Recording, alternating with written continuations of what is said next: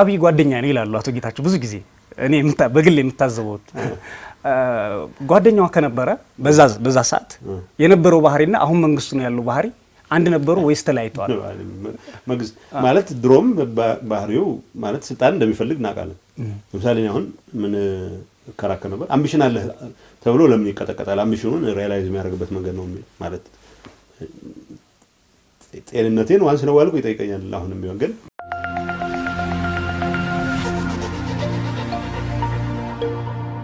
ሰምተዋል?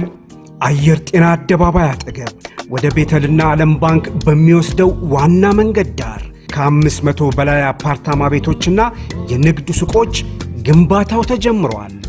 ሞን ሪል ስቴት ባለ 2 መኝታ፣ ባለ 3 መኝታ ከ97 ካሬ ሜትር ጀምሮ በማስታወቂያ ዋጋ በካሬ 69500 ብር ከ8% ቅድመ ክፍያ ጀምሮ ከበቂ የመኪና ማቆሚያ ጋር ከ4000 ካሬ በላይ አረንጓዴ ግቢ ሙሉ ክፍያውን ለሚከፍሉ ደንበኞች በተመረጡ አፓርትመንቶች ላይ የ30% ቅናሽ ይዘን መተናል። ይፍጠኑ፣ ዛሬውኑ ይግዙ። እጅግ ማራኪ ዋጋ፣ ምቹ ያከፋፈል ስርዓት። ልንሰጠው የሚገባ ትኩረት ቀንሶ ለብሔር ሰዎች አሁን በኩልነት ላይ መሰረት አንድነት ነው መሰረት የሚጠበቅበት እኩልነት ለአንድነቱ ባለው ትርጉም ነው መቃኘት ያለበት እንጂ ከዋናው ከፌደራል ቋቱ መሻማትን የስፖይልስ ጨዋታ ብቻ እንዲሆን ያደረጋ ካሄደ ይለናል። ስለዚህ ለሀገራዊ ለኢትዮጵያዊነት የጋራ ኢትዮጵያዊ ማንነት የሰጠነው ትርጉም ቀንሷል። ግን ደግሞ በተሟላ ደረጃ ብሔር ብሔረሰቦች መብትም ክልሎች ራሳቸውን በራስ የማስተዳደር መብታቸውን በተሟላ ደረጃ ማረጋገጥ መቻል አለብን። እሱም ላይ የራሱ ችግር አለበት። ሁለቱም ባላንስ አድርገን ማስኬድ የሚያስችለን ስርዓት መስራት አለብን። ኢኮኖሚ እድገት ከማምጣት አንፃር ፍትሃዊ የሀብት ክፍፍል ማረጋገጥ ዋናው ስራችን የነበረ ቢሆንም በክልሎች መካከል ከመርህ አኳያ በክልሎች መካከል የተለየ ትኩረት ነገር ተደርጓል ተብሎ ባይታሰብ ውዝን ክልሎች themselves ያለን ሪሶርስ እንዴት ይጠቀሙታል የሚለው ጉዳይ ግን በጣም ሰፋፊ። ለምሳሌ አማራ ክልል አካባቢ የሚነሱ ጥያቄዎች አሉ፣ ኦሮሚያ የሚነሱ ጥያቄዎች አሉ፣ ትግራይ የሚነሱ ጥያቄዎች አሉ፣ ደቡብ የሚነሱ ጥያቄዎች አሉ። ሪሶርስን በምንድን ነው ተጠቀምበት? ቅድም ያነሳናቸው ችግሮች ለዚህም ኮንትሪቢዩት ያደርጋሉ። ፍትሃዊነት የልማት ከማረጋገጥ አንፃር የታዩ በርካታ ጉለቶች ነበሩ። እነዚህ ችግሮችን አይተን በአስቸኳይ መፍትሄ ካልሰጠንባቸው በስተቀር አገር የምንበትንበት እድል ሰፊ ነው የሚል አቋም ነው የተደረሰው። እነዚህ ውሳኔዎች አንዳንዶቹ አፈጻጸማችንን ትዊክ በማድረግ ፖሊሲዎቻችንን ትዊክ በማድረግ እዚህና እዚህ፣ ሌሎቹ ፋንዳሜንታል የሆኑ የተነሳለ ኢኮኖሚክ ትራንስፎርሜሽን ማምጣት አቅቶናል የሚል ትራንስፎርሜሽን የመዋቅር ለውጥ ነው ማምጣት ያለብን ኢኮኖሚክ ትራንስፎርሜሽን።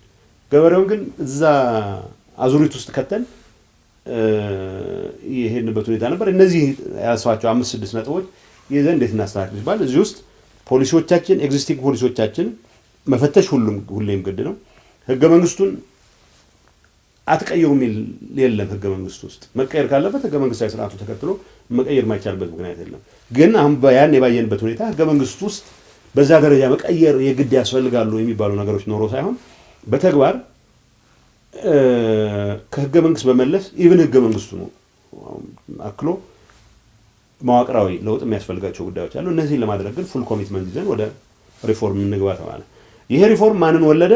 ይሄንን የሪፎርም እንቅስቃሴ ጠምዝዞ በጣም በተጨረበረ መንገድ በጠባብ ቡድናዊ ፍላጎት ላይ ተመስርቶ ስልጣን ላይ ወጣ ግሩፕ መጣ። ያ ግሩፕ ይሄንን ሪፎርም እንደማስኬድ ክሬዲቱን መንሳት የለብንም። ኃይለማርያም ደሳለኝ የሚመራው ፓርቲ ኢህአዴግ ነው። ይህ ሁሉ አብዛኛውን እስረኛ አንድ ምሳሌ እነግርሃለሁ። እስረኞች በሺዎች ነው ያጎር ነው። ብዙ ሰው እንዳልካቸው ጽጌ ስለማስፈታት ነው የሚያስበው። ፖለቲካ ምህዳር ማስፋት ሲባል ብርሃኑ ነጋን አገር ቤት ማስመጣት ነው የሚያስበው። ከትፔልፍ ለምሳሌ ጠንካራ ነው። ይሄ ጌም ቼንጀርስ ነው የሚሏቸው በዛን ሰዓት ኃይለማርያምን ጨምሮ እነዚህ ፈረንጆች ስለሚያውቋቸው ነው በስም እንጂ የመልካም አስተዳደር ጥያቄ ስለጠየቀ ግንጪ ትምህርት ቤት ከፍላችሁ ለእንትን ሸጣችኋል የሚል ወጣት ጥያቄ ስለጠየቀ ያሰረው በሺ የሚቆጠር ሰው አለ። ኦሮሚያ ውስጥ ሙዚቃ አዳመጥ ተብሎ የታሰረ ነበር። እነኚህ ነገሮች ናቸው ከህዝብ ጋር የምንታረቅ ከሆነ በዚህ ደረጃ በራሳችን ጥፋት ድንጋይ እንዲወረወር አስገድደ ነው የወጣን ወጣት በሾች ያሰሩን ወጣት ነው መፍታት ያለበት። አንዳርጋቸው አይፈታ አይደለም ግን አንዳርጋቸው መፍታት የሚፈታ የኢትዮጵያ ችግር የለም። ምክንያቱም እኔ አሁን እንደማምነው አንዳርጋቸውንና ብርሃኑን በማምጣት የችግሩን ጫንቃ ከግራ ወደ ቀኝ ነው ልታዞረው የምትችለው። ተመሳሳይ ማይንድ ሴት ያላቸው ሰዎች ናቸው።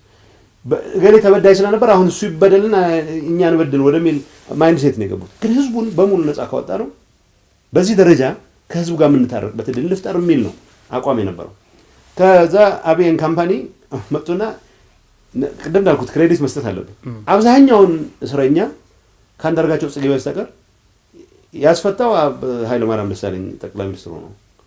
በእርግጥ ጠቅላይ ሚኒስትሩ በግል አስፈቱኝ ብለው አንዳርጋቸው ጽጌ የተናገሩት ጠቅላይ ሚኒስትሩ፣ ሌሎችን ኃይለማርያም ደሳለኝ አራቱም ፓርቲዎች ወጥተው ይቅርታ ጠይቀው ነው። ሰው እንዲያውቅ የምፈልገው ማለት ነው ኃይለማርያም ያን ሲወስን ኢህአዴግ በስራ አስፈጻሚ ደረጃ እነኚህን ችግሮች ያልናቸውን ችግሮች የራሱን ድርጅታዊ ቁመና ፈትሾ በሀገር ደረጃ ያለውን ሲቹዌሽን መርምሮ እነኚህ ነገሮች እንፍታ ብሎ ስለወሰነ ሊዮ ያገኘ ማለት ነው ጠቅላይ ሚኒስትሩ የድርጅቱ ሊቀመንበር። ከዛ እነዚህ ውሳኔ የተወሰኑ ከዛ በኋላ ሁኔታዎች አዲስ ጠቅላይ ሚኒስትር ሲመጣ አንደኛ ሪፎርሙ ሁሉ የኔ ነው ማለት ጀመረ። ምንም ችግር የለውም የኢኮኖሚክ ሪፎርም ማድረግ ፖለቲካ ሪፎርም ማድረግ እኔ በክሬዲት ጉዳይ ሊሆን አይችልም። ግን እንደገባ ምንድን ነው ያደረገው ስልጣን ኮንሶሊዴት የማድረግ ስራ የተጀመሩ ሪፎርሞችን አጠናክሮ ኢንክሉዲንግ ህገ መንግስት በህገ መንግስታዊ መንገድ መቀየርም እንኳን አስፈላጊ ሆኖ ቢገኝ ኖሮ ማድረግም ጨምሮ መስራት ይችል ነበር። ማንዴት ነበረው። አገር ሳር ቅጠሉ አብይ የሚልበት ሰዓት ነበረ። ግን ፍላጎት እሱ አልነበረም። ሪፎርም የማድረግ ፍላጎት ሳይሆን ከመጀመሪያውም እኮ የጥገኛ ኃይሎችና ክራይ ሰብሳቢዎች ናቸው የስርዓታችን አደጋ የሚል ውይይት ላይ ተነስቶ ነበር። አንዳንዱ የመደብ ትግል ነው የገጠመን ብላችሁ የሚያነሱ አመራሮች ነበሩ በሰዓቱ። ይህ ከሆነ አሁን የሚነግሩኝ ብዙዎቻችን የምናገሩ አሁን ከሚሉ የብልጽግና ቡድን ጋር ህወሓት የተጣላው ይህንን የግምገማ ራዕይ ያስቀመጥነውን ራዕይ የኢህአዴግን ራዕይ ማሳካት አንችልም ወይም ደግሞ ካንተ ጋር ሆነን ማሳካት አንችልም በሚል ነው ወይንስ ማን ነው ፈቃደኛ ያልሆነው ነው? በትክክል እነሱ ራሳቸው እኮ አንደኛ አሁን የሚያስቀኝ ህወሓት ያቀረበውን በዚህ መልኩ በክተናል፣ በዚህ መልኩ የህዝብን ቃል በልተናል የሚልን ክርክር ለጠባብ ቡድናዊ ፍላጎት ነው። ስህተት እንደሆነ እናምናለን፣ ግን ስህተቱ ይልና ሊገለብጥ ይሞክራል፣ ለአንድ ቡድን ሊሰጥ ይሞክራል። ለምሳሌ የትግራይ በላይነት ስለነበረ ነው ይላል። የትግራይ በላይነት በምንድን የነበረው ብለህ ስታቀርብለት የሚያቀርበው የጸጥታ ኃላፊውና ኤታማዦር ሹሙ የትግራይ ተወላጆች ስለሆኑ ነው ብሎ ክርክር የሚያቀርባል። አሁን ይሄ የተጎረደ ምላሽ ነው። መፍትሄም ሊሆን አይችልም። ስትቀይራቸው ምንድነው የሚሆነው? እነሱ ያረጉታል ብለህ የገመትከውን ያሰብከውን ነገር የሚያረጉ የሌላ ብሔር ልጆች ተክተህ ችግሩን አይደለም የምትፈታው፣ ፋንዳሜንታል ችግሩን አይደለም የምትፈታው ማለት ነው። ቲፒኤልኤፍም ቢያንስ በዛ ደቡብ ህዝቦች ፓርቲ ቃርቃር ያላቸው ብአዴንና ኦህዴድ የምሰል ተስማምተናል ብለው ግን በአደባባይ ሲቀጥፉን ነበር።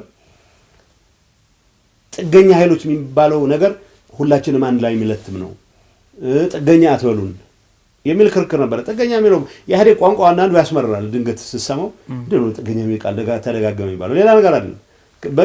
በስራ ላይ በመርህ ላይ ተመሰርተህ ከመክበር ይልቅ የራስ ዓላማ ይዞ ህዝብን አሳምነው ከመንቀሳቀስ ይልቅ በመፈክር በማጭበር ላይ ተመስርተህ ስልጣን ላይ ለመቆየት የሚደረግ ጥረት ነው። ጥገኝነት ፓራሲቲክ ነው። የራስ አጀንዳ ሳይኖርህ የሰዎችን ቁስል እያከክ ስሜት በማነሳሳት የምትሰራቸው ስራዎች ለስልጣንህ ሲባል ፋንዳሜንታል መልስ ከመስጠት ይልቅ ስሜት እንትን እያልክ እያጦስክ ኢኮኖሚያዊ ለውጥ ከማምጣት ይልቅ በከከኝ ልከክህ በግዘይ ላግዝህ ኔትወርክ ተከበህ የምታደርገው እንቅስቃሴ ነው ጥገኝነት የሚባለው። ኢህአዴግ አካብዶት ከሆነ ያው በሂደት ቋንቋው መቀየር አስፈላጊ እንደሆነ ታየዋለህ። ምንም ጥያቄ የለውም። ብዙ ያስወረግገዋል።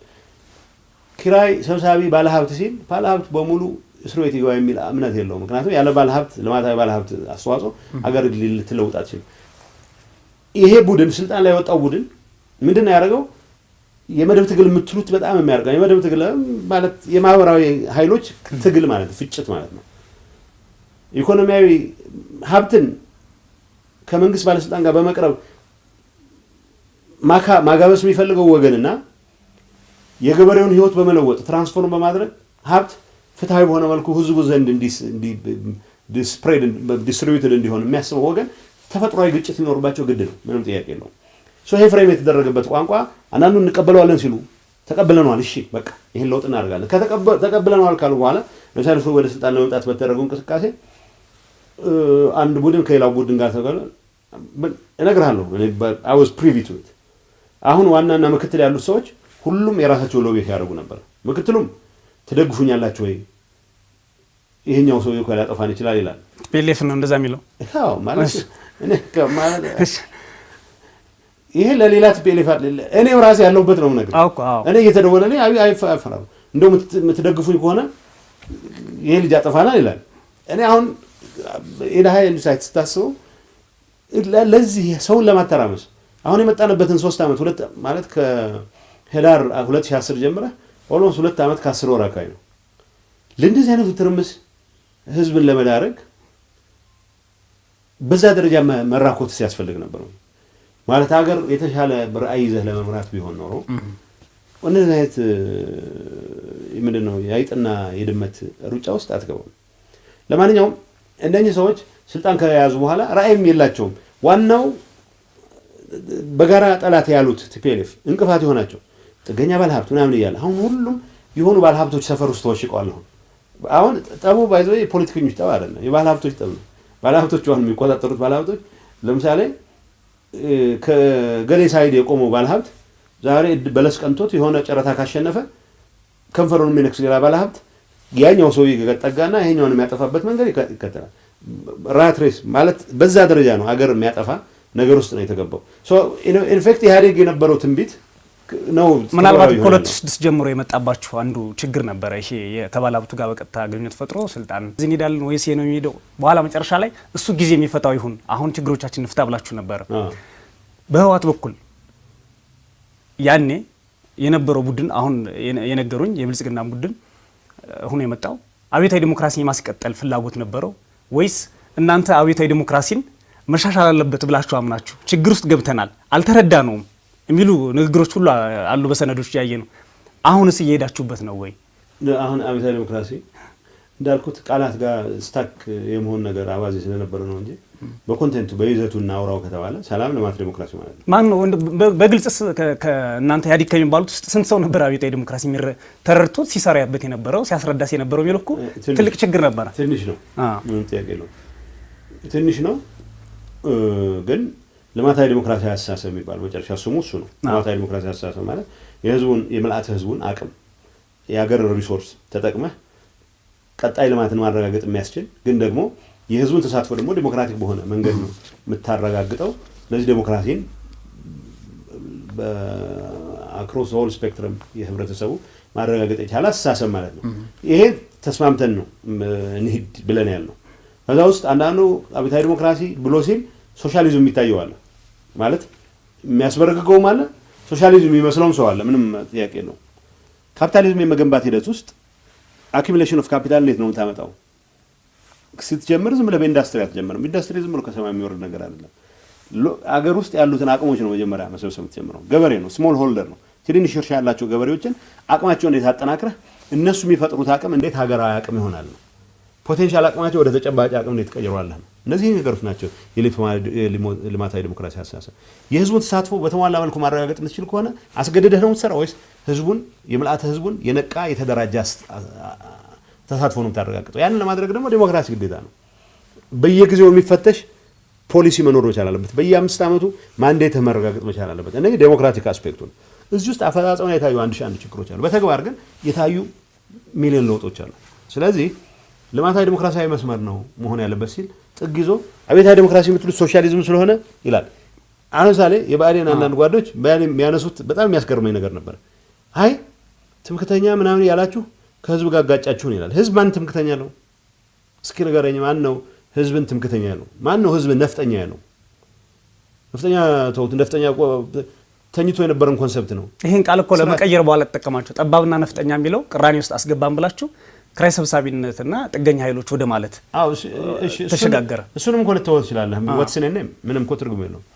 ሼክስፒር በሌላ ስም የምትጠራ ጽጌረዳ ጠረኗ ተመሳሳይ ነው የሚለው ሼክስፒር። ለኔ ማተር አያረግም። ሶዛ ግን ምን ሆነ እርቅ መፍጠር ነው የሚፈልጉት። ለምሳሌ ሌባ ባለ ሀብትም ጭምር አጋር ካላላችሁኝ አገር ይጠፋል ብሎ የሚያስብ የኢህአዴግ ምክትል ሊቀመንበር የኢህአዴግ ሊቀመንበር ስትሰማ ትደነግጣለህ። ያ ነው የተፈጠረው። አሁን ያን የምንለው የሰረቁ ባለ ሀብቶች መወገድ አለባቸው ነው ጥያቄ የለውም። ግን ባለፈው ሰርቀሃልና ልማቱ ሳትገባን ወደ ልማታዊ መስመር እናስገባቸው ነው ሲባል ነበር። ማለት ከኦሪጂናል ኃጢአት ስላለው ገንዘባቸው የሚልም እንኳን አልነበረውም ኢህአዴግ። ቶሎ ወደ ልማታዊ መስመር እናስገባቸው ነው ወደ ልማታዊ መስመር እናስገባቸው። አሁን እዚህ ውስጥ ሶሻሊዝም ነው ብሎ የሚል ሰውዬ ባዴን ቅድም ያልኩ ሰዎች አንዳንዶቹ የሚሉት ምንድነው ጭራሽ ጠላት ወዳጅ እንላለን። ሁሉም ሀብታም ሁሉም ወገናችን ነው። አገር አህዳዊት ሁን የሚልም አገር ፌደራላዊት ሁን የሚልም ወዳጅ ነው። ለምን ጠላት እንላለን? ከአሜሪካ አገር ካርፈረሰች አሁን ሰሞኑን ጀምረዋል። አሪፍ ነው። ክፍለ ሀገር እንዴት እናድርገው? ሸዋ ክፍለ ሀገር እንዴት ትመለስ ነው የሚሉ በቃ ድሮ ወርቃኑን የወጣን ሐሳብ ይዘው መከራከር የጀመሩ ሰዎች አሉ። እነዚህንም ጭምር እየሰሙ እዛ ውስጥ ኖ ሁሉም ጠላት ወዳጅ የሚባል ጠላት ወዳጅ አንበለው፣ ደጋፊ ተቃዋሚ ነው በለው። ምን ችግር አለው? ቋንቋው ላይ ዋትስ ኔም ኮንቴንቱ ላይ ነው ይዘቱ ላይ ነው መጨቃጨቅ የነበረበት። በዚህ ሁሉ ትርምስ ውስጥ ግን ስልጣን የያዘው ኃይል ስለ አይዲዮሎጂ የነበረው ግንዛቤ አስቂ ነው። ለምሳሌ ሁለተኛ ዙር ላይ ኢህአዴግ የመጨረሻ ጉባኤ ላይ 11ኛ ጉባኤ መስለኛል ስለ አብዮታዊ ዲሞክራሲ ከኛ በላይ የድርጅቱ ሊቀመንበር አብይ አህመድ ነበረ። ብዙም ያው አብዮታዊ ዲሞክራሲ ለሚቀጥሉት 15 ዓመታት ለነገሩ ያው ቲፒኤልኤፍ ሰዎች አብዮታዊ ዲሞክራሲ በመጣ ያስችላቸው የሚል ነው መሰለኝ። በቃ እኛንም ያሳቅቅ ነበር። አብዮታዊ ዲሞክራሲ ለሚቀጥለው ሚነካው የለም የሚል ሰዎች አጨብጨበን አይጥሩን። አብዮታዊ ዲሞክራሲ 15 ዓመት ይቆይ አይደለም የኛ እምነት። አብዮታዊ ዲሞክራሲ 15 ዓመት ለምን ይቆይ? አንድ ዓመት መቆየት ከሌለበት የኢትዮጵያ ባይሳም ስትሮክ ኦፍ ማጂክ ኢትዮጵያ ትራንስፎርም ካደረገች አብዮታዊ ዲሞክራሲ ስራውን ጨርሷል ማለት ነው። ልማታዊ ዲሞክራሲ አስተሳሰብ ኢትዮጵያ በሆነ ጥንቆላ ወደ ከፍተኛው ደረጃ መካከለኛ ገቢ ደረጃ ከደረሰች ስራውን ጨርሷል ማለት ነው። እኛ የቆረብንበት ሐሳብ አይደለም ያለው። የኢትዮጵያ ተጨባጭ ሁኔታ እንደዚህ አይነቱን አስተሳሰብ የግድ ይላል ነው። ትሪክል ዳውን ኢኮኖሚክስ ይላል አብይ ገብቶትም ሳይገባው። ትሪክል ዳውን ኢኮኖሚክስ ሀብታሞች ሲከብሩ ሰርቀውም ሀብታሞች ሲከብሩ ሌላው ሰው ይደርሰዋል የሚል ነገር ነው። ይሄ ኢትዮጵያ እውነታ ውስጥ አሁን ያለውን ትርምስ ፈጥሯል። አሁን ጥቂት ሀብታሞች ሀብታም ለመሆን በሚያደርጉት እንቅስቃሴ ድሃው ፍርፋሪ የማይደርሰው ይልቅ ድሃው እነሱ ሀብታም ለመሆን በሚያደርጉት እንቅስቃሴ ብሔር፣ መንደር፣ ጎጥ ለይቶስ እንዲጨፋጨፍ የሚያደርግ ነገር ነው የተፈጠረ ያለው። ጥያቄው ወደዛ እየሄድን ነው ብላችሁም ገምግማችሁ ነበር። ገምግመናል። በግልጽ ይሄን አስቀምጣችሁ ነበር።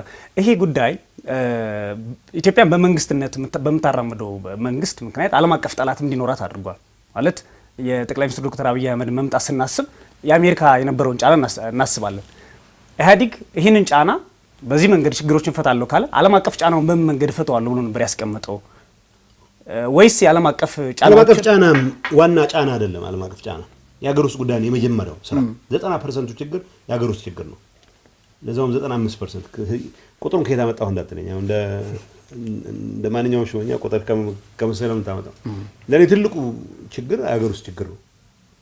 ሀገር ውስጥን አድሬስ ካደረግን ህዝባችንን ጥያቄ ከመለሰን የዓለም አቀፍ ጫናው የኢትዮጵያን ተፈላጊነት ማረጋገጥ ነው። የዓለም አቀፍ ጫና መቋቋሚያው መንገድ ጠላት የምንለው ኃይል የለም። የፖሊሲ ኦቶኖሚያችን ፖሊሲያችንን ህዝባችን የሚጠቅም ያልነውን ፖሊሲ እንደፈለግን ማንቀሳቀስ እንዳንችል የሚከለክለን ጠላት ነው። ምን ጥያቄ ነው? ከዛ ውጪ ፖሊሲ ኦቶኖሚያችን ያልመጣን ኃይል ሚስ አንደርስታንድ ያደርገን ሊኖር ይችላል። አሜሪካ በጥቅሟ የመጣሁባት ጋሬጣ ከመሰልኳት ጋሬጣ እንዳልሆንኩ ማሳየት ነው መፍትሄው። ኬንያውያን የኢትዮጵያ እድገት ያሰጋቸው ነበር አንድ ወቅት። የኢትዮጵያ እድገት የእነሱን ገበያ ትንሽ ገበያ የሚያፋፋ እንጂ የሚያቀጭጭ አይደለም የሚል እውነታ መፍጠር ነው። የኢትዮጵያውያን መማር 110 ሚሊዮን 105 ሚሊዮን 100 ሚሊዮን ህዝብ በዚህ ደረጃ ማደግ ተጨማሪ ገበያ ነው ይፈጥርላቸው የሚል ሁኔታ መፍጠር ነው። የውጭ ጫና የሚባለው ራሳችን ለውስጥ ችግሮቻችን የምንሰጠው ስም ነው እንጂ የውጭ ጫና ኢሴንሻሊ በኢህአዴግ ጊዜም ወርልድ ባንክ ሁለተኛ ደረጃ ትምህርት ቤት በላይ ተርሸሪ ኤጁኬሽን የሚባለው የዩኒቨርሲቲ ትምህርት በነፃ እንድናስፋፋ ፈቃደኛ አልነበረም። ኮስት ሪካቨሪ የሚባል ነገር አለ። ኮስት ሪካቨሪ ነገር ተግባራዊ ሳታደርጉ ብድር አላበድራችሁም። አንድም ዩኒቨርሲቲ በወርልድ ባንክ ብድር አልተሰራም። ግን ያን ተጽዕኖ መቋቋም የቻለው ምንድነው? የምንከተላቸው ፖሊሲዎች የህዝብን ኑሮ ሊለውጡ እንደሚችሉ ኢትዮጵያ ዝም ብላ የ100 ሚሊዮን ተመጽዋች አገር ሳትሆን የ100 ሚሊዮን ፖቴንሻል እቃ ተጠቃሚ የ100 ሚሊዮን ፖቴንሻል ኢምፖርት ተጠቃሚ ገበያን እድል እንዳላት ማረጋገጥ ስንችል ወርልድ ባንክ ኦኬ በዚህ ጉዳይ እስካሁን አላገዝናችሁም ግን አሁን ባለው ደረጃ ይሄን እናገዛለን ብሎ መምጣት ጀመረ። የውጭ ተጽዕኖ እንደሰጠው ነው። ከህዝብ ጋር የውጭ ተጽዕኖ አስፈርቶት ፖሊሲ መቀየር የጀመረው ከኢህአዴግ ስልጣን የተረከበው ኃይል ነው። የውጭ ተጽዕኖ ሳይኖርበት ጭምር ነው ለውጭ ተጽዕኖ የተበረከከው። ዋይ? ምክንያቱም አመጣጡ ከኢትዮጵያ ህዝብ ፍላጎት ጋር የተያያዘ ስላልሆነ ነው። የአመጣጡ ከውጭ ተጽዕኖ አስፈጻሚነት አንፃር ተቃኝቶ የመጣ ስለሆነ ነው። ስለዚህ ተላላኪ የሆነ ስትመጣ ተጽዕኖም ሳይኖርብህ ራስን ለተጽዕኖ የምታገለጥበት ሁኔታ ይፈጠራል። that's very unfortunate። ከዚህ ውጭ ቅድም የገመገምነው ነገር ምንድነው? ይሄ ራት ሬስ የጥቂት ባለሀብቶች መራኮቻ ካረግ ነው ፖለቲከኞች የጥቂት ባለሀብቶች መጫወቻ የምንሆንበት ሁኔታ ከፈጠርን የህዝብ ጥያቄ መመለሰተን በቃልና ሙሴ የሚራኮቱበት ስርዓት ፈጥርና የመንግስት ሹመኞች የሁለቱ ባለሀብቶች አገልጋሎቹ ለመሆን ተኮልኩለው እርስ በርስ የሚባሉበት ግን እርስ በርስ ደግሞ ስለማይመቻቸው መደባደብ በእነሱ ፋንታ የሚደባደቡ በርካታ ሺዎች በርካታ ሚሊዮኖች የሚፈጥሩበት ስርዓት ነው የሚፈጠረው። that's what's happening። ስለዚህ ኢህአዴግ ሪፎርም ላድርግ ያለው የሄድንበት አካሄድ አገሪቱን ወደማይሆን ጥሩ ውጤት አምጥተን ስናበቃ ይሄን ውጤት አገሪቱን ሶሊድ መሰረት ላይ አስቀምጦ ወደፊት መስቀጠል ህዳሴያችን ማረጋገጥ ሲገባን ወደ ትርምስ እየገባን ነው። ይሄንን ትርምስ ለመፍታት ተብሎ የተጀመረው ለውጥ በእነማን እጅ ገባ? ትርምስን እንደ እንጀራ የሚቆጥሩ በአደባባይ ከትርምስ መክበር እንደሚቻል በኩራት የሚናገሩ ሰዎች እጅ ገባ። ያው የምናየው ነገር እየተፈጠረ ያለው ይሄ ችግር አሁን ያለው ችግር ማለት ችግሩ ብዙ ስለሆነ መዘርዘር አንችልም። አሁን ያለንበት ሁኔታ አንዳንድ ሰዎች አምባገነን መንግስት ባለፉት 30 ዓመታት አምባገነን መንግስት 27ም ሆነ 30 አምባገነን መንግስት ስለነበረ እሱ የፈጠረው ነው የሚሉ አሉ። እርስዎ እንዳቶ ጌታቸው ያ ስርዓት የፈጠረው ችግር ነው ወይስ ብልጽግና ፓርቲ መጥቶ የፈጠረው ችግር ነው አሁን ያለው ሁኔታ? ቅድም እኮ የምትሰጥህ ትንታኔ ብልጽግና ብቻውን የፈጠረው ነው ካልኩ ንጹህ ውሸት ነው የሚሆነው። ችግሮች ስለነበሩ ነው ችግሮቹን እንፍታ ብለን ወደ ታድሶ የገባ ነው አይደል? ሪፎርም እናደርጋለን። ሪፎርም እንዲያደርግ ኃላፊነት የወሰደው አካል ግን ችግሮቹን ከመፍታት ይልቅ ችግሮቹን ማባባስና ከተባባሰው ሲቹዌሽን ውስጥ ማትረፍ የሚፈልግ ኃይል ሆነ። አሁን ላለው ሁኔታ አስተዋጽኦ አድርጓል ያለፈው ችግር ምን ጥያቄ የለው። 100% ይሄ ቡድን ነው የሚወስደው በሚል ልናስቀምጥ አንችልም። አውድ ቢላይንግ በተግባር ግን ፋንዳመንታል ተጠያቂው አሁን ግን ይሄ ቡድን ነው። ምክንያቱም ዱላ ቅብብል ላይ የመጨረሻው ዱላ የተቀበለው ሰውዬ ወክ ያርኩ ነው መጨረሻው ካለ ሌሎችን ጥረት በሙሉ መና ነው የሚያስቀረው አይደለም እንዴ? ወይ ወደ ሌላ አቅጣጫ ነው የምሮጠው ካለ ከስቴዲየም ወጥቶ የሆነ ቦታ ደርሻለሁ ሊል ይችላል። ምናልባት በብዙ ኪሎ ሜትር አጋምሶ ሌላ ጉዳይ ነው። መቀመቅ ማውረድ ላይ ተሳትፎ እዚህ ደርሻለሁ ሌላም መምታታት ማቅረብ አይችልም። አሁን አብይ አህመድና የሚመራው ቡድን አሁን ለተፈጠረው ሁኔታ ዋነኛ ኃላፊነት የነሱ ነው። አስተዋጽኦ አላረገም ካልኩ ግን ተሐድሷችንም ስህተት ነበረ ነው የሚለው ማለት ነው። እሱ ውሸት ነው። መልካም። የኢህአዴግን መፍረስ በተመለከተ ብዙ ሰዎች ኢህአዴግ የፈረሰው መለስ ሲሞት ነው የሚሉ አሉ። ህጋዊ ስሙን ከመፍረስ አንጻር ማለት ነው። አቶ መለስ ዜናዊ ሲሞቱ ነው። አይ ለምንድነው ከ2006 በኋላ 2009 ላይ ያደርጋችሁት ጠቅላላ ስብሰባ የሚያሳየው ሰነዶች እንደወጡት በአንዳንድ መጽሐፍ እንዳልነበራችሁ እንደው የሚያከብራችሁ የነበረው ኢህአዴግን ያከብሩ የነበረ ሰው ለ4 እና ለ3 ዓመት ያክል ዝም ብለን ነበረ ኢህአዴግ አለ ብለን ስናስብ የነበር ነው ይላሉ። ይሄ ስሜት ምናልባት ነው ሊተራሊ በዛ መልኩ ማስቀመጥ ባልፈልግም ዲጀነሬሽኑ ከዛም ቀደም ብሎ ጀምሮ ነው ይችላል። ግን በደም ኢናርነስት ግን ወደ ንጹህ ዲጀነሬሽን ምንድነው ዝቅጠት የሚባለው ወደ የተገባው ከዛ በኋላ ነው የሚለው ግን ያስማማናል ማለት ዝርዝር ነገር መግባት ተገቢ ነው ብያለሁ። ምክንያቱም ስብሰባዎቹን ስታይ ደጋግመህ የሆነ ቋንቋ ትናገራለህ። እኔ ኖቶቼ ነው ያለው መግለጫ ኤዲት አድርጎ እንደው እና እኔ በመግለጫ መጻፉ ተሳተፍ ነበር። ኖት ሲዝ ቃል በቃል ነው የሚይዘው ቃል በቃል። እንደውም የኢህአዴግ ስራ አስፈጻሚ ሲሳለ የሆነ ክርክር ሲፈጠር የኔ ኖት እንደማመሳከር ይሆናል ማለት ይቀርጻል። ውይይታችን በነገራችን ላይ ይቀርጻል። አንድም ያልተቀረጸው ውይይት የለንም። እውነት ይውጣ ከተባለ ብዙ ሰው ጣጣው ስለሚገባው እና ኖቶችን አሁን ሳይ ዝም ብዬ ማታ ማታ እንቅልፍ አልወስድ ሲለኝ በጣም አሰልቺ ይሆናል ብዬ የማስበው እሱን ማንበብ ነው። ግን አሰልቺ አይደለም። አሰልቺ የማይሆነው ለሆነ መሰለህ ሰው በዚህ ደረጃ 3-4 ዓመት ተመሳሳይ ነገር እየተነጋገረ እንዴት የተለየ መፍትሄ የፈለገ ነው የሚለው አይንሽታይን እንደሚለው ተመሳሳይ ነገር 1000 ጊዜ ሰርተህ የተለየ ውጤት የምትጠብቅ ከሆነ እብድ ነህ ነው የሚለው። ችግሩን በፈጠርክበት መንገድ ፈተዋልም ካልክ እሱን ካልክ እብደት ነው። እንዳልኩት እንትን ውስጥ ገብተን እንደነበረ ምንም ጥያቄ የለውም። ግን የመጨረሻው ግምገማችን ግን ከዚህ እንወጣ የሚል ነው። አመላክቷል መንገዶቹ። በዚህ ደረጃ ዘግጠናል፣ በዚህ ደረጃ ሞተናል የሚል ነው ማለት አዲስ ያመጣው አይደለም ማለት ነው። በህገ መንግስቱ ላይ የሚነሱ ጥያቄዎችን አንድ እንደው በልዩነት ማንሳት የምፈልገው ነገር አንዳንዶቹ ህገ መንግስቱ የፓርቲዎችን ስምምነት ጭምር ነው የኦነግና የህወሓት እንዲሁም የሶማሌ ላይ እንቀሳቀስ የነበረው ብለው ያስባሉ። ህጋዊ ሰነድ ብቻ አይደለም የፓርቲዎች ኮንሰንሰስም ነው ብለው ያስባሉ። በዚህ ህገ መንግስት እኮ ህጋዊ ሰነድ አይደለም፣ ፖለቲካ ሰነድ ነው። ምን ጥያቄ ያለው? ምንም እኮ የሚያስገርም ነገር የለውም። ግን ተሳትፎ ተደርጎበታል። የህዝቦች ተሳትፎ ለማረጋገጥ ጥረት ተደርጓል ነው። በርካታ በሺዎች የሚቆጠሩ መድረኮች ተዘጋጅተዋል ነው እንጂ ህገ መንግስት በተፈጥሮ ፖለቲካል ሰነድ ነው። የአሜሪካ ህገ መንግስት እኮ ጥቂት ነጭ ሀብት ያላቸው ሰዎች ተሰብስበው ያጸደቁት ሰነድ ነው። ሰዎች ሁሉ እኩል ናቸው ሲሉ ጥቁሮችን አይመለከቱም ነበር። በዛን ሰዓት በሂደት ነው ጥቁሮችን እንደሚመለከቱ ታውቅ ጀመረ። ሴቶችን አይመለከቱም ነበር። 1922 ነው የአሜሪካ ህገ መንግስት ሴቶችን እንደሚያካትት ዩኒቨርሳል ሳፍሬጅ እንትን የተደረገው ነው እያልኩ ያለሁት። ህገ መንግስት ኢትስ አን ኢምቦዲመንት ኦፍ ፖለቲካል ዊል የተሳታፊዎች የፖለቲካ ፓርቲዎች ብቻ እንዳይሆን ግን የህዝቦች ተሳትፎን ለማረጋገጥ የተደረገውን ሂደት ማየት ተገቢ ነው። ለምሳሌ አልነበርኩም የሚል ሰውዬ ፊዚካሊ አልነበረ ሊሆን ይችላል። እኔ ህገ መንግስቱ ሲረቅ ውይይት ላይ ዩኒቨርሲቲ አንደኛ ዓመት ወይ ነበርኩ መሰለኝ። ሲጸድቅ ቢያንስ አንደኛ ዓመት ወይ ሁለተኛ ዓመት ነበርኩ። ትዛት ክስተት ተሳትፌያለሁ። ከኔ በኋላ ለአቅም ፖለቲካ የደረሱ ሰዎች አልተሳተፍንበትም ካሉ እድሜያቸው ነው ያልተሳተፉበት እንጂ ማሻሻላው ሊሳተፉበት ይችላሉ። የገሌን ህዝብ አይወክል የሚባለው ተረተው ዝም ብሎ እሱ የሚባል ነገር የለም። ያልተሳተፈ ህዝብ የለም በዛን ሰዓት። ፓርቲዎች ብለህ ካልከው ግን ኢህአፓ መኢሶን የሚባሉ ውጭ ሀገር የነበሩ ሰዎች አልተሳተፍንበትም ይላሉ። አንደኛ እነሱ ካልባረኩት የማይዘልቅ ማህበር አይደለም ህገ መንግስት። ህገ መንግስት የህዝብ ተሳትፎ ነው የሚያረጋግጠው። ግን ፖለቲካል ዶክመንት ምንም ጥያቄ ነው።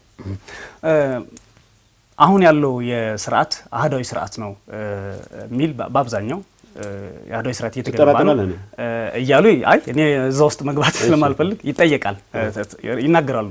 የእኔ ጥያቄ ምንድነው አህዳዊ ነው አይደለም የሚለው ሳይሆን ኢትዮጵያ በፌዴራላዊ ሲስተም ውስጥ ሆና አወቃቀር ውስጥ ሆና ውህድ ፓርቲ ሊመራት አይችልም ማለት ነው አልልም። ስለዚህ ውህድ ፓርቲ የሆነን በሙሉ አህዳዊ ማለት ነው ማን አለ? ምሳሌ ብልጽግና አህዳዊ ሊያስብሉት የሚችሉት ጉዳዮች ምንድናቸው ብለን ስናስብ ውህድ መሆኑን ነው እንደመጀመሪያ የምታዩት። ኖ እኛ እንደዛ አላልንም።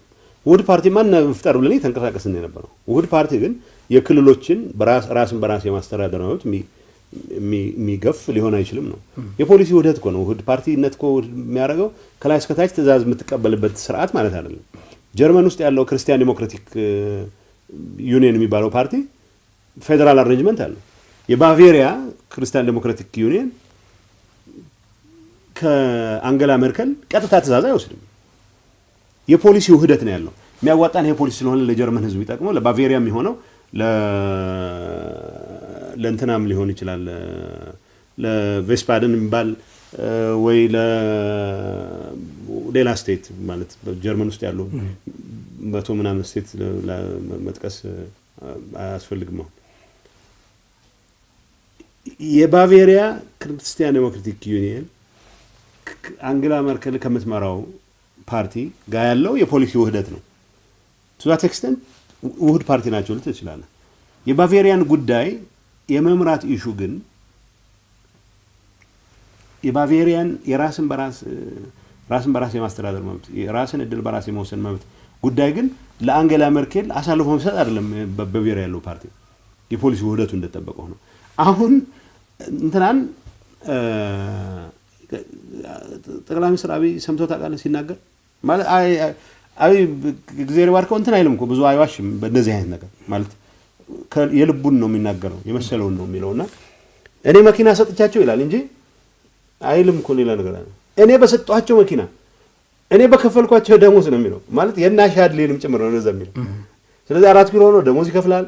4 ኪሎ ነው መኪና ምንድነው የሚባለው መኪና ቪኤት ይልካል ለደቡቦቹ ተሰብስበው ቪኤት ላክንላችሁ ነው ላኩላችሁ ነው የሚለው እንጂ እንትን አይደለም። እያልኩ ያለው ብልጽግና ፓርቲ ውህድ ፓርቲ መሆኑ አይደለም ኃጢአት የሆነው። ብልጽግና ፓርቲ ስራ አስፈጻሚ ስንት ናቸው ተጠይቀህ ታውቃለህ? አይ ስላልመረጠ ማወቅም አልችልም። ኤግዛክትሊ ለምን አንድ ሰውዬ 4 ኪሎ ሆኖ ከእንቅልፉ በባነነ ቁጥር ነገሌ ስራ አስፈጻሚ ይውላቸዋል። የትግራይ ብልጽግና ፓርቲ ይባላል። የትግራይ ብልጽግና ፓርቲ ሰዎች በምን ፕላትፎርም ተመርጠው እንዴት ስራ አስፈጻሚ ሆኑ፣ የትኞቹ ማዕከላዊ ኮሚቴ አባላት ናቸው የሚል ጥያቄ ጠይቀህ ታውቃለህ? እና ይሄ አህዳዊ ካልሆነ ምንድነው አህዳዊ የሚሆነው? ይሄ ፓርቲ ስለ ፌዴራል ስርዓት የሚያወራው ጨዋታ ነው። ለጊዜው ማይነር ኢንኮንቪኒየንስ ነው። በጊዜ ከጠቀመ ይጫወቱበታል። ካልሆነ በይፋ ፈቃዱ ተሰማ የሚባል ጓደኛ አለኝ። ፈቃዱ ተሰማ የእኛ ከኢህአዴግ ጽሕፈት ቤት ከምንድን ነው ከብልጽግና ፓርቲ ዋናው ጽሕፈት ቤት አንስተው የኦሮሚያ በኢህአዴግ ጊዜ ጥንቃቄ እናደርግ ነበር። ለምሳሌ ሹመት ሲሰጥህ የጠቅላይ ሚኒስትሩ አማካሪ ትባላለህ እንጂ የኢህአዴግ ጽሕፈት ቤት ኃላፊ አትባልም። ለደሞዝ ሲሆን የጠቅላይ ሚኒስትሩ የህዝብ አደረጃጀት ጉዳይ ኃላፊ ትባላለህ ለደሞዝ። አሁን እኮ ቀርቷል። እሱም ምንድን ነው የሚለው በኦሮሚያ ብልጽግና የመንግስት ተጠሪ ተብሎ ፌዴራል መንግስት ያው እንትና በሚኒስትር ማዕረግ የብልጽግና ቤት ምናምን የሚባልም አለ። በሚኒስትር ማዕረግ ዋና ምርጫ በጣም የሚጠላ ድርጅት በሚኒስትር ማዕረግ የሆነ ስልጣን አይቻለሁ። በሚኒስትር ማዕረግ የምርጫ ፍትሃዊነት ነው የብልጽግና የምርጫ ጉዳዮች ኃላፊ የሚባል ሹመት አለ። አሁን በምን ስሌት ነው በሚኒስትር ማዕረግ? አንደኛ ምርጫ አይወድም ይሄ ፓርቲ ምርጫ ማራዘም ማለት ከወዲያኛው ግን በዛ ደረጃ ሰው እስከመሾም የሚያደርስ እብሪት የሚመነጨው ከአህዳዊነት ነው የምልህ እንጂ ውህድ ፓርቲማ እናቋቁም ብለን እኛ ይስናል ነበር እንዴ? እሱ አይደለም ውህድ ፓርቲ መሆኑ አይደለም ኃጢአቱ። ሰምተዋል? አየር ጤና አደባባይ አጠገብ ወደ ቤተልና ዓለም ባንክ በሚወስደው ዋና መንገድ ዳር ከ500 በላይ አፓርታማ ቤቶችና የንግድ ሱቆች ግንባታው ተጀምሯል። ሞን ሪል ስቴት ባለ 2 መኝታ፣ ባለ 3 መኝታ ከ97 ካሬ ሜትር ጀምሮ በማስታወቂያ ዋጋ በካሬ 69500 ብር ከ8 በመቶ ቅድመ ክፍያ ጀምሮ ከበቂ የመኪና ማቆሚያ ጋር ከ4000 ካሬ በላይ አረንጓዴ ግቢ ሙሉ ክፍያውን ለሚከፍሉ ደንበኞች በተመረጡ አፓርትመንቶች ላይ የ30 ከመቶ ቅናሽ ይዘን መጥተናል። ይፍጠኑ፣ ዛሬውኑ ይግዙ። እጅግ ማራኪ ዋጋ፣ ምቹ ያከፋፈል ስርዓት። የአማራ ክልል ህወሓት ደህንነት ልኮብኛን አባላት ልኮብኛን ብሎ ይይዛል። መነኩሴና በዛም ይይዛል። መነኩሴና በእብድ ብዙ ነው ያለው። ቅማንት ውስጥ ተሳተፈ ኮሎኒ ያስኩ ምናምን ብሎ በዝርዝር የሚያወጣቸውም አለ። ዋናው ጥያቄ እዚህ ላይ እነዛ ሰዎች ናቸው አይደሉም የሚለው ሳይሆን ይሄን የምታስተባብሉበት መንገድ የእናንተ ሰዎች ካልሆኑ በትክክል እንደ ህዝብ እንደ ትግራይ ህዝብ ስለማስበው የሚያዙት የትግራይ ተወላጅ ናቸው ተብሎ ስለሚነገር ልክ ካልሆኑ የእናንተ ሰዎች ካልሆኑ ህጋዊ መስመሩን ተከትላችሁ የህግ ክስና የህግ ጥያቄ ማጣቀሩት ለምንድን ነው? አንድ ሰው ሃሪኬን አለ አሁን አሜሪካ ሃሪኬን ኢሳያስ የሚባል ሰምታል ሰሞኑን። ሃሪኬን ኢሳያስ ከትግራይ እንዳልተላከ ማስተዋያ ለምን እንሰጣለሁ? ፕሬዚደንት ኢሳያስ ስም ሞክሻቸው ሃሪኬን ስለሆነ ለምን ማስተዋያ ይሰጣሉ? እስኪ ንገሩኝ። የትግራይ ህዝብ፣ የትግራይ ወጣት፣ የትግራይ እናቶች፣ የትግራይ እብዶች ጭምር አማራ ክልል ውስጥ መንቀሳቀስ ነውር ነው፣ ኃጢአት ነው። የትግራይ ተወላጅ እኔን አስፈቅዶ አይደለም ጎንደር የሚሄደው። የትግራይ ተወላጅ ደብረ ማርቆስ የሚኖረው አምኖ ነው። የአማራ ህዝብ አምኖ ነው። አገሬ ነው ብሎ አምኖ ነው። አዳፋ ልብስ የለበሰ ጸጉሩ የተንጨባረረ በድህነት የሚኖር የትግራይ ተወላጅ በሆነ አጋጣሚ ህወሓትን መክሰስ ስላለበት ሰላዮች ያዝን ብለህ አሁን አይደለም የተጀመረው። ተመስገን አይደለም የተጀመረው። ገዱ እያለ የተጀመረ ነው። ከዛ በፊት የተጀመረ ነው። ፈንጂል ታፈነዳ ተያዘች ተብላ ስንት ምስኪን የትግራይ ተወላጅ ተሰቃይታለች። ስንት ሰው ተገሏል። ህወሓት ስርዓት አፈረሳችሁ ብሎ ብቻ ነው መክሰስ የሚችለው። በየሀገሩ አገር አለኝ ብሎ አምኖ ለተበተነ የትግራይ ተወላጅ አጠፋ ለተባለው ጥፋት ሳያጠፋ አላኩትም እያለ መግለጫ የሚሰጥበት ምክንያት ነውር አይደለም እንዴ? ኃጢአት እኮ ነው። ማንኛውም ዜጋ እዚህ አለ አማርኛ ተናጋሪ ነው ቤተሰቦችህ ትግራይ ሆኖ ኦሮሞ ማቀው ነገር የለኝም አማርኛ ተናጋሪ ነህ ተብለህ ተይዘህ የአማራ ፓርቲ ነኝ የሚል ሰው ያንተ ጉዳይ ይዞ መሟገት አለበት አገርህ ነው እዚህ ሲመጣ አገርህ ነው እዚህ ስትመጣ ኢትዮጵያዊ ነኝ ብለህ ነው ያለ ስጋት የምትንቀሳቀሰው ይሄንን ማድረግ ያልቻሉ ሰዎች የአእምሮ ህሙማንን ሳይቀር ሰብስበው አንዳንዶቹ የትግራይ ተወላጅ መሆናቸውን እንዴት እንዳወቋቸው ብቻ እግዚአብሔር ነው የሚያውቀው የአእምሮ ህሙማንን በምን ታውቃለህ ከየት ቦታ እንደመጡ በአደባባይ ታወቁ የነበሩ ድንጋይ ሲወረውሩ የአእምሮ ህሙማን የሚባሉ ሰዎችንም ጨምር ሰብስቦ ነው ተመስገን ጥሩነህ 80 ሰው ይዘናል ይላል አሳምነው ጽጌ አንዴም ብሎ ደወለልኝ 9 ሰዎች 9 መታወቂያ የያዘ ፈንጅ ላይ ያፈነዳ ጥምቀት ላይ ጎንደር ያዝናል ደውል በጣም አስገረመኝና ማህበራዊ ሚዲያ ላይ እሱ ለራሴ ነው እሺ አሳምነው ለራሴ ነው ነገረኝ ነዳጅ አገዳችሁብናል ምናምን ብሎ ሊያማርር ደውሎ ያዝን እኮ አለኝ አንድ የትግራይ ተወላጅ አለኝ 9 መታወቂያ ነው ያዘው አንድ የሽሬ አንድ የጅማ አንድ ምናምን አለኝ እንዴ የሽሬዋን ለምን መረጣችኋት የጅማ መታወቂያ ካለ ለምን ኦሮሞ ነው አሉት እንደዚህ አይነቱ እብደት በመንግስት ስም ሲደረግ ነው ያሳፍረ ህወሓት የትግራይ መንግስት ጅማ ያለ የትግራይ ወጣት ቡና ለቅሞ የሚያደርግ መሽረፈት ምንድነው ማራገቢያ ሸጦ የሚያደርግ የትግራይ ወጣት ኑሮውን የሚያሸንፍ የትግራይ ወጣት በሰላም እንዲኖር የሚቻለን እናደርጋለን የውሸት ክስ ሲመሰረትበት እኛ አላክ ነው ምን ያህል መግለጫ ነው እናወጣለን ሃሪኬን ኢሳያስ አላኩትን ብለ መግለጫ መስጠት ማለት መግለጫ ማውጣቱ ሳይሆን ማለት እንደ ዜጋ አሁን እንደ መንግስት የፌደራል መንግስት ላይ ሆነ ያሚለው የክልል መንግስት ላይ ክስ መመስረት በምክር ቤት ደረጃ ጥያቄ ማቅረብ እሱን ማስኬድ አይቻልም ወይ ነው መስርተናል ካሳ ይከፈላቸው በመቶሽ 110,000 ከአማራ ክልል ብቻ የተፈናቀላለ ፕሮባብሊ 80-90,000 ከአማራ ክልል ከሌሎች አካባቢዎች የተፈናቀለ ባለ በነገዱ ጊዜ የነበረ ይካሱ ህንጻቸው ተቃጥሎ የባንክ ራሳቸው አባረው አፈናቅለው ከዛ ስራቸው መስራት ስለማይችሉ ሆቴሎቻቸውን ዘግተውባቸው ኋላ ደግሞ የባንክ ብድር አልከፈሉም ብለው በጣም በርካሽ ዋጋ ሆቴሎቻቸውን እየሸጡባቸው ለሁሉ ካሳ እንክፈል ተስማምተናል በኢህአዴግ ተስማምተናል ፌደራል መንግስት አስማምቶናል ኃይለማርያም ምስክር ነው ኃይለማርያም ጠቅላይ ሚኒስትር ነው ይሄስ አንድም ነገር አልተሰራም ክስ እኮ መሰረታለን ክስ ምን ማለት ነው ክስ እስከንገረ አማራ ክልል ጠቅላይ ፍርድ ቤት ሄጄ ልሟገት ማለት ነው በዛ ካሰብከው ሊሆን አይችልም ሊሰራ አይችልም በሚመለከተው አካል ኦሮሚያ ውስጥ እንደዚህ ተፈጥሯል ተብሎ ትንሽ ሙከራ እነለማ ለሽመልስ የሞከሯቸው ሙከራዎች ነበሩ ትንሽ የትግራይ ተወላጅ አላግባብ የተፈናቀሉ ካሉ ይሄን አስመልሳለን ግን ሊፕ ሰርቪስ ነው የሆነ ሰዓት ላይ ሞቀታው ረገብ ሲል ተተዋል አማራ ክልል ወገን ያለው በጣም አስደንጋጭ ነው አማራ ክልል መንግስት ስለሌለው ነው ይሄን ነው ነገር በሽፍታ የሚተዳደር ክልል አድርገውታል ጨዋ ህዝብ ነው የአማራ ህዝብ ችሎ ኖሮ ካልሆነ በስተቀር በዚህ ደረጃ የአእምሮ ህሙማንን ሰብስበህ ቲፒኤልኤፍ የአማራ ክልል መንግስትን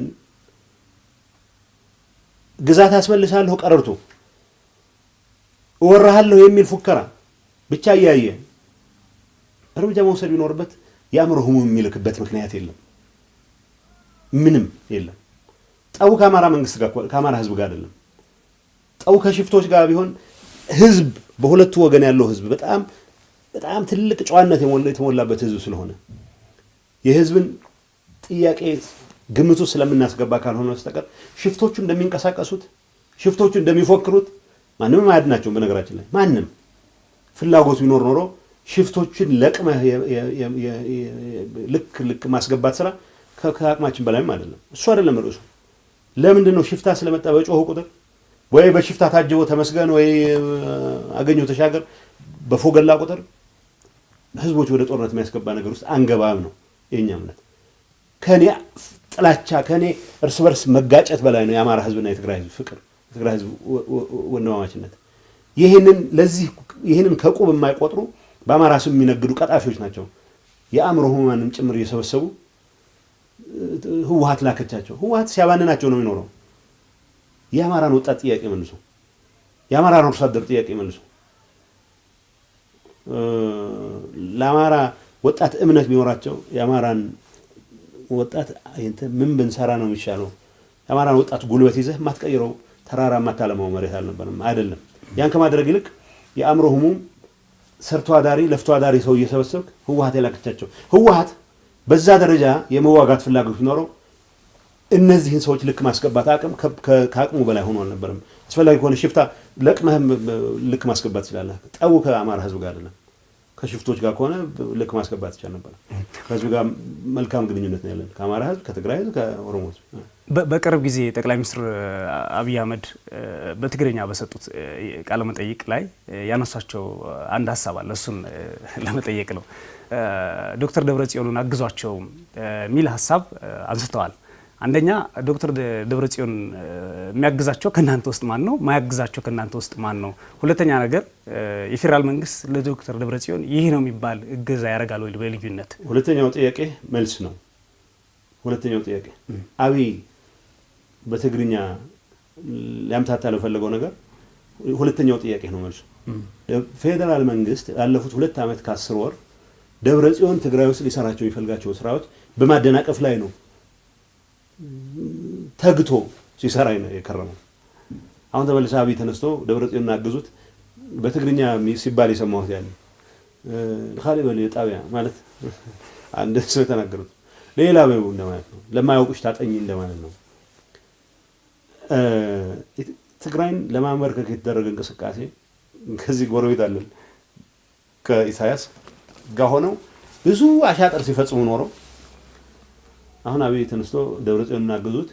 ደብረጽዮንን ማገዝ አያስፈልገንም። ደብረጽዮን የሚመራው ክልል ሰላምና መረጋጋት ለመፍጠር ትግራይ ልማት እንዲኖር ሪፎርም እንዲኖር ኢህአዴግ ወሰንና ባልነው ልክ እየሰራን ያለ ነው። ደብረጽዮን የሚመራው ክልል አሁን በተለይ መልኩ እኔ ነው የሚመክርበት፣ በተለይ መልኩ ሌላው ነው የሚመክርበት ምክንያት የለም። እንዳልኩት ነው። ግን ዓላማው ምንድነው ነው ምን ማለት በእርሶ ምን ብለው ይተረጉሙታል? ለምንድን ነው ዶክተር አብይ የአብይ ንግግሮችን መተርጎም በጣም ከባድ ነው ታውቃለህ። ኦልሬዲ ከባህሪው ነው የምነሳው።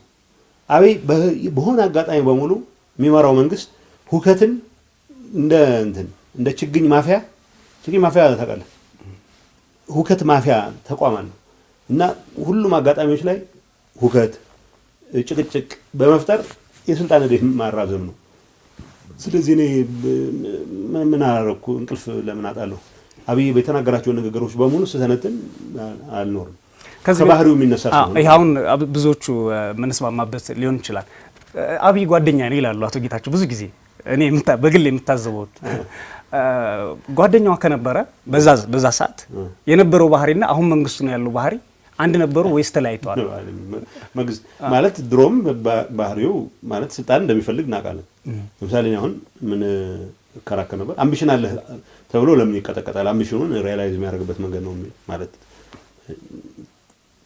ጤንነቴን ዋንስ ነው ያልኩ ይጠይቀኛል። አሁንም ቢሆን ግን ለኔ አሁን ጓደኛዬ ነበር ስል ቀርቦ ነበር ለማለት ነው እንጂ የቅዶቹ ሁሉ አካል ነበርኩ ማለት አይደለም። ጥያቄው አሁን ጓደኛዬም ሆኖ አገር የሚያጠፋ ስራዎች ሲገባ ማጋለጥ አለብህ።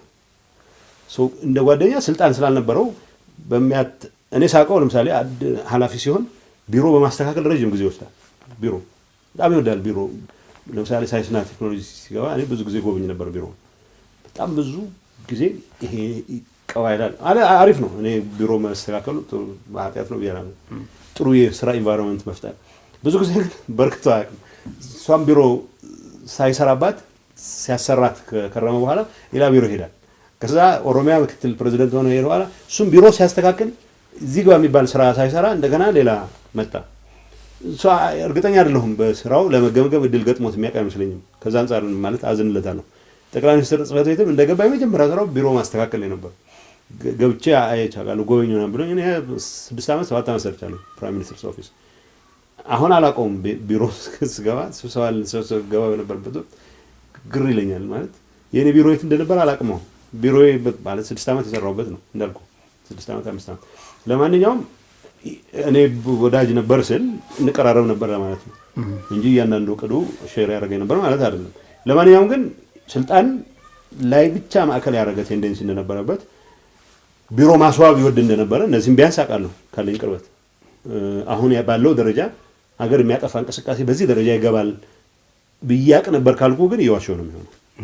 አደገኛ አዝማሚያዎች እንደነበሩት ድሮ ማቅ ነበር። ግን በዚህ ደረጃ ሀገር እኔ እኮ ምርጫ ሲመረጥ ምሽት ሀሳቤን አቅርቤያለሁ። ሊሆን አይችልም ካልኩበት ምክንያት አንዱ ከመመረጡ ይብል ሊቀመንበር ከመሆኑ በፊት ያነሳልኝ ነገሮች ነበሩ። በጣም ማለት ኦልሬዲ እንደሚሆን አምኖ ነው የሚንቀሳቀሰው እና ከዛ አንፃር ኤንዌይ እሱ ለሌላ ለታሪክ ጽሁፍ መጽሐፍ ስንጽፍ ነው በቅርቡ እናወራዋለን። ህወሓትን በተመለከተ በሌሎች ፌዴራል ላይ ባሉ ወይም በሌሎች ፓርቲዎች ከትግራይ ውጭ ባሉ በአብዛኛው እንዲያውም አንዳንድ ብልጽግናና አረና ላይ በጣም ጽንፈኛ ብሔርተኛ ፓርቲ ናችሁ ትባላላችሁ። አዎ በትግራይ ፓርቲ በነሳውት ሌሎች ደግሞ ኢትዮጵያኒስት ናቸው ይሏቸዋል። ይሄ መጣረስ ምን ያመጣው ነው? ኢትዮጵያኒስት ምንም ጥያቄ ነው። ኢትዮጵያ የትግራይ ህዝብ ጥቅም በዋናነት የሚረጋገጠው የብሔር ብሔረሰቦችን እኩልነት ባረጋገጠች ዴሞክራሲ ኢትዮጵያ ነው የሚል እምነት አለን። ይሄ ጠንካራ እምነት ነው ያለን። ብሔርተኞችም ነን። የትግራይ ጥቅም በትግራይ ህዝብ ራስ ዕድል በራስ የመወሰን መብት ላይ የተመሰረተ ነው ብለን እናምናለን።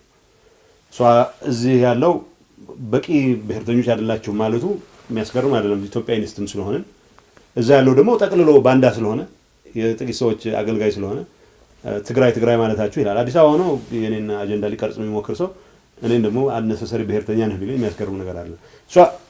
ከሁለቱ የትኛው ነው ትክክል የሚለውን ትቼ ቢያንስ ግን ቲፒኤልኤፍ ብሔርተኛ ነው። ምክንያቱም መሰረቱ የትግራይ ብሔርተኝነት ነው፣ ዴሞክራቲክ ብሔርተኝነት ነው። ግን ደግሞ ትግራይ ህዝብ ጥቅም በተሟላ መልኩ የሚረጋገጠው ተፈላጊ የሆነ ራሱን ችሎ የቆመ በኢኮኖሚ፣ በፖለቲካ፣ በማህበራዊ መስክ አድቫንስ ደረጃ ላይ የደረሰ ግን ደግሞ ከጎረቤቶቹ ጋር በመከባበር በመፈቃቀድ በእኩልነት ላይ ተቻችሎ የሚኖርባት ኢትዮጵያ ስትኖር ነው የሚጠቀመው የሚል እምነት አለው ቲፒኤልኤፍ። ስለዚህ አይደል ነው የትኛውን እንደምትወስድ ለአንተ ነው ተው። ስለዚህ ሁለቱንም ነው ኢትዮጵያኒስት ናቸው ብሔርተኛም ናቸው የሚለው እንዲያዝ አቶ ነብዩ ስሁል ሰሞኑን ዋልታ ላይ ቀርበው በእርግጥ እሳቸውን ነበር መጠየቅ የምፈልገው የትግራይ ብልጽግና ፓርቲ ኢትዮጵያን ሪዲፋይን እንዲያደርግ ነው በትግራይ በኩል ያለውን የኢትዮጵያዊነት ትርክት ሪዲፋይን አድርጓል ብሏል። እንደው ምን ማለታቸው ነው ብዬ አስኪታቸውን መጠየቅ ፈለኩ። አሁን የብልጽግና ከትግራይ ጤነኞች የሰበሰበ አልመሰለኝም። ብዙ ወፈፊዎች ባለፈው ነግረህ አንተ ጋር ነው ያለው አሉት የለየላቸው እብዶችም አሉ እዚህ ውስጥ። አሁን ነብዩ በዚህ ደረጃ ተንትኖ የትግራይ ሪዲፋይን የሚያደርግበት አቅም አለው ወይ አላቅም። ስለዚህ ነብዩን ጠይቀው ምን እንዳለ እንጂ እኔ ነብዩ ራሱ ሲሪየስ ልትወስዶ እንደ ፖለቲከኛ ሲወራ ለራሱ ስለሚያስቀኝ በዚህ ብንተው መልካም። የመጨረሻ አላርገውና በጣም ትልቁ አጀንዳ በርሶ ላይ በቅርብ ጊዜ ግድቡ ተሽጧል አልተሸጠም። አሁን የኔ ጥያቄ ተሽጧል አልተሸጠም በሚለው አይ አለ ወታደር እያስጠብቅ ነው የሚለው መልስ አይደለም ፈልገው እርሶ ተሽጧል ይላሉ። ምንድነው ማስረጃው ነው? ለኢትዮጵያ ማስረጃ ነገር ዛሬ ነው የተወያየን ያለ ነው አይደል? ስለዚህ በቃ ላይ ጻፈውን ትዊት ተመልከት። ሱዳኖች የሚያሩት የአፍሪካ ህብረት የተሰጠው መግለጫ ስማ። ፈረስት ፊሊንግ ነው ኢኒሻል ፊሊንግ የሚባል ከኋላ የሚመጣ ፈረስት ፊሊንግ ከመደረጉ በፊት ባይንዲንግ አግሪመንት እናርግ ብለን ተስማምተናል ሁሉ የሚሉት ሽንቁር በርሜል ብዙ ውሃ ካለ የሞላ ሊመስል ይችላል። የውሃው ፍሰት ትንሽ ሲቀንስ ሽንቁር በርሜል መሆኑ ይታወቃል። እኔን ከምትጠይቀኝ መሸጥ ማለት ሰዎች የሚያስቡት በጣም የሚያስቀኝ መርካቶ ወርደህ መቸብቸብ ከሆነ እሱ ስህተት ነው። እንደዛ የሚባል ነገር የለም። ተሳስተው እንኳን በሚሉት 7.5 ምንድነው 4.9 ቢሊዮን ኪዩቢክ ሜትር ውሃ ሞላን በሚሉት ካሰላው 73 ቢሊዮን ኪዩቢክ ሜትር ውሃ እንዲሞላ 15 ዓመት ይፈልጋል። ሚኒመም በ5 ዓመት ልንሞላው የሚገባን ግድብ ወይ 7 ዓመት ማክሲመም ግብጾች በሚፈልጉት ደረጃ በ15 ዓመት ልንሞላው ተገደናል ማለት ነው። ማለት ዲቴይሎቹ ናቸው እያወራን ያለ ነው። የስምምነት ዲቴይሎች ከትራይፓርታይት አግሪመንት ወስደህ ከሶስትዮሽ ግንኙነት አውጥተህ ከአፍሪካ ፍሬምወርክ አውጥተህ ከናይል ኮኦፐሬቲቭ ፍሬምወርክ አግሪመንት አውጥተህ ለስቴቭ ሙኒችን ስትሰጥ ለአሜሪካ በጅሮንድ ናቸው ገንዘብ ለሳቸው ስትሰጥ መሸጥ ካልሆነ ምንም ሊኖር አይችልም። አብይ አመስግኑኝ ሲል ሰምተዋል። ወደ አፍሪካ ህብረት እንዲመለስ ያደረግንበት ዲሞክራሲያዊ ገድል ዲማን ነው ዲፕሎማሲያዊ ገድል ነው የሚባል ነገር የለም።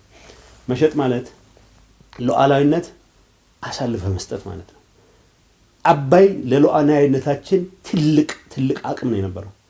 አባይ በራሳችን ገንዘብ የገነባትበት ምክንያት የግብፅ ማስፈራሪያ እንዳያንበረክከን እሱን ከሰራን በኋላ በሌሎች ጉዳዮች ላይ አሁን እኮ ምን በጉዳን ሆናል መሰለህ ምንስማማ ከሆነ ይላሉ አሁን ግብጾች ኦልሬዲ ገዝተውታል ነው የምነግርህ።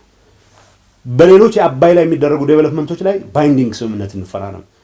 የመለስን ንግግር ደግመህ አባይን መሰረት ሲያስቀምጥ በዚህ ጉዳይ ላይ በህዳሴ ግድብ ላይ ሊሰራ የሚችለውን ትልቁ ግድብ በራሳችን ገንዘብ መስራት የሚያስፈልገው ወርልድ ባንክ አይከለክለን። ከሱ በታች ባሉ ሀለሌ ወረቤሳ፣ ካራዶቤ፣ ጨሞጋይዳ እነዚህ ሁሉ ከዛ በታች ባሉ ትንንሽ 1000 2000 ባሉ ላይ ማንም እምቢ ማይለን ሲቹዌሽን ስለሚፈጥርልን ነው ያለው መለስ።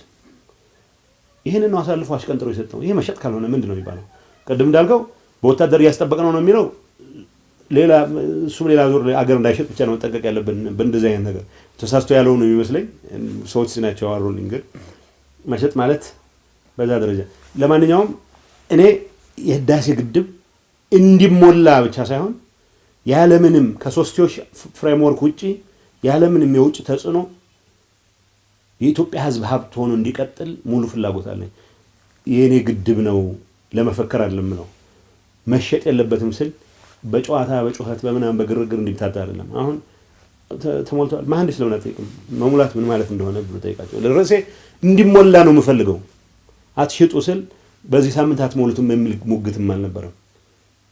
ሞልተውታል ነው የሚለውን መሐንዲሶች ጠይቅ። አስቂ መልስ ስለምታውቅ አሁን ቁሱ ወይም ግድቡ ሄዷል ባንል አሁን እርሶ በሚሉኝ ምሳሌ በውይይታችሁ ከነበረው ከዚህ በፊት ኢህአዴግ ድርድሩን ሲያደርግ በ5 ዓመት ነው በ7 ዓመት በ9 ዓመት ሚል አማራጭ ነበር። አሁን እርሶ በሚሉኝ በ15 ዓመት ነው የሚሄደው በዚህ ውሃ ስሌት ብለን ካሰብንን ሻጭና ገዥ የሆነው ማንና ማን ነው ማለት በጣም ብዙ ተዋናዮች ያሉበት ፕሮጀክት ነው። ዓለም አቀፍ ደረጃ አሁን እኮ ነገር መሸጥ እኮ ሌላ ነገር እኮ የለውም። አብይ የግብጾችን ፕሬሸር ፈርቶ ከኦሮሞ ህዝብ ከትግራይ ህዝብ ከአማራ ህዝብ ይልቅ የግብጽ ህዝብን ፕሬሸር ፈርቶ የግብጽ መንግስትን የአልሲሲን ተጽዕኖ ፈርቶ የትራምፕን ተጽዕኖ ፈርቶ የወርልድ ባንክን ተጽዕኖ ፈርቶ ከኢትዮጵያ ህዝብ ወሳኝነት ለበጅሮንድ ስቴቭ ሚኒችን ወሳኝነት አሳልፎ ሰጠው ነው እያልኩ ያለሁት።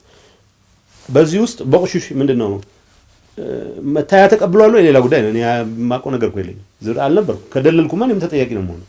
ሸጧል የሚለው ቃል አገር የሸጡ ኢትዮጵያ ነው ማለት ነው። ጋሞ ጎፋንና ሲዳማ ዞንን ሮም ሄዶ ይሸጡ ማለት አይደለም። ሀገርን አሳልፎ የሚሰጥ ሉዓላዊነትን ኮምፕሮማይዝ የሚያደርግ ስራ የሰራው አብይ አህመድ አሲምፕላዛ። አቶ ጌታቸው የመጨረሻ ጥያቄ ላድርግና በእርሶ እይታ አሁን ያለው የኢትዮጵያ ሁኔታ መፍትሄ ሊያገኝ የሚችለው በምን መንገድ ነው? አጭር መልስ ከህወሓት አቅም በላይ ከአብይ አህመድ አቅም በላይ ከብልጽግና አቅም በላይ ነው። ሁሉም የኢትዮጵያ ፖለቲካ ኃይሎች ሰከን ብለው መወያየት የሚችሉበት መድረክ ካልተፈጠረ በስተቀር ሁሉም በራሱ መንገድ ሊሄድ ብሎ በሚያደርገው እንቅስቃሴ